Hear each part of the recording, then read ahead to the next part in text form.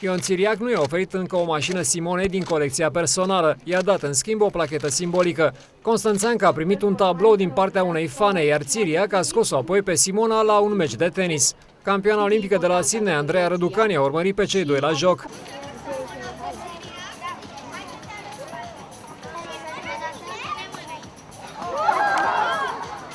Hale vrea să se refacă fizic în țară după accidentarea suferită la coapsă în timpul turneului US Open. Sunt în tratament, este o întindere mică, sper să-mi revin în curând. Halep a declarat că nu va renunța la turneul de la Beijing, cum s-a speculat inițial. Va onora și competițiile de la Guangzhou și Wuhan înainte de turneul campioanelor de la Singapore. Până la turneul campioanelor mai am vreo 3 înainte și sper să fiu sănătoasă, să joc tenisul pe care l-am jucat în America.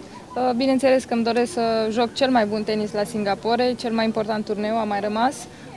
Sper să am un rezultat bun și poate să-l repet pe cel de anul trecut. Simona va ataca turneele din Asia fără antrenorul Darren Cahill.